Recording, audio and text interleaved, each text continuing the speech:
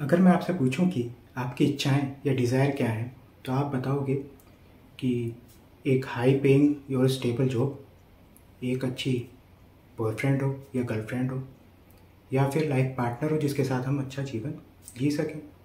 या कुछ लोगों की डिज़ायर होगी कि भाई हमें बाहर सेटल होना है। कुछ बच्चे जो भी पढ़ रहे हैं उनका होगा कि भाई एक अच्छे कॉलेज से हम डिग्री ले सकें। तो आम तौर पे लोगों की यही डिज़ायर्स होती हैं। अगर मैं आपसे कहूँ कि ये जितनी भी आपने डिज़ायर अभी हमने देखी हैं, इनमें से कोई भी आपकी डिज़ायर नहीं है, तो आप कहोगे यार कैसी बात कर रहे हो, अभी तो आपने बताया डिज़ायर है। तो बिल्कुल सही बात है, इनमें से हमारी कोई भी डिज़ायर नहीं है। रेने जिराड कहते हैं कि इंसान की केवल 4 डिज़ायर्स होती हैं। क्या क्या? फूड, वाटर, शेल्टर और सेक्स। इन 4 के अलावा इंसान की कोई और कोई डिज़ायर नहीं होती। तो इसको समझाने के लिए रेने जिराड ने एक थ्योरी दी। क्या? Theory of mimetic desires. आप समझ गए होंगे मिमेटिक से। मिमेटिक जो शब्द है ये किससे बना है? ये बना है मिमिक्री से, और जिसका अर्थ होता है इमिटेशन या कॉपी करना। तो जिराड कहते हैं कि हमारी जितनी भी डिज़ायर्स हैं वो हम दूसरों से कॉपी करते हैं। जैसे हम ट्रेंड फॉलो करते हैं, हम सेलिब्रिटीज़ को फॉलो करते हैं, हम देखते हैं वो किस तरीके से खा पी रहे हैं, क्या उनका फैशन सेंस है, उनका उठना बैठना क्या है, ये सब चीज़ें हम फॉलो करते हैं और उससे हम अपने जीवन में डालते हैं।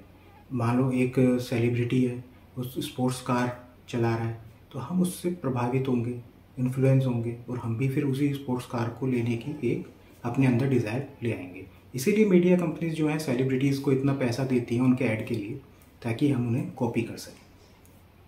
इसको आप इंडियन पेरेंट्स में भी देख सकते हो। इंडियन पेरेंट्स के अंदर एक डिज़ायर होती है। क्या? वो अपने बच्चों को चाहते हैं कि कैसे भी वो नीट या फिर IIT JEE का एग्ज़ाम क्वालिफाई करके टॉप इंजीनियरिंग या मेडिकल कॉलेजेस में एडमिशन ले लें।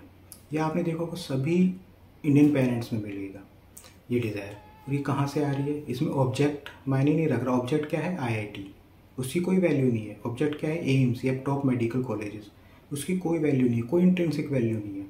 यहाँ पे डिज़ायर काम कर रही है, और वो डिज़ायर आ रही है कि दूसरों को देख के, दूसरों को कॉपी करके। तो क्या है, हम एक ग्रुप में शामिल होना चाहते हैं, और उस ग्रुप की जो भी डिज़ायर्स होंगी वो हम अपने ऊपर उन्हीं डिज़ायर्स को थोप लेते हैं। जैसे एक एग्जांपल, और इजी एग्जांपल देता हूँ मैं आपको। एक बच्चा है, स्कूल में जाता है, उसे मार्वल मूवीज़ देखना बहुत अच्छा है। अब उसको एक स्पेसिफिक ग्रुप का पार्ट बनना है। एक दिन वो उस ग्रुप के बच्चों की बात सुनता है और वो ये कह रहे होते हैं कि उन्हें मार्वल मूवीज़ तो पसंद ही नहीं है। अब वो बच्चा क्या करेगा? वो बच्चा अपने मन में ये बिठा लेगा कि मुझे भी मार्वल मूवीज़ पसंद नहीं है, मैं उन्हें पसंद नहीं करता हूँ। क्यों? क्योंकि उस हिस्सा बनना है, तो उसने उनकी डिज़ायर्स को अब कॉपी कर लिया है अपनी डिज़ायर्स के लिए। हम जितने भी बैंड, या आप म्यूज़िक बैंड्स हो गए, आपके रोबोटिक क्लब हो गया, या स्पोर्ट्स बाइक क्लब हो गया, या और XYZ क्लब हो गए, जितने भी क्लब्स हैं वो हमारे, अगर आप ध्यान से देखोगे तो वो हमने अपनी इच्छाओं के लिए नहीं किए होते।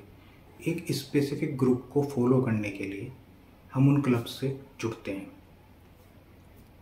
इसके पीछे जो मूल भावना है वो है शर्म की भावना। अब जैसे कि मान लीजिए आपके सारे दोस्त UPSC की प्रिपरेशन कर रहे हैं, तो अब आप क्या करोगे? आप खुद से अपने अंदर यह मान लोगे कि मैं भी UPSC की तैयारी करना चाहता हूँ और मैं उस एग्ज़ाम को आराम से क्वालिफाई कर सकता हूँ। या आप अपने आप ऑटोमेटिकली आपके अंदर ये डिज़ायर आ जाएगी।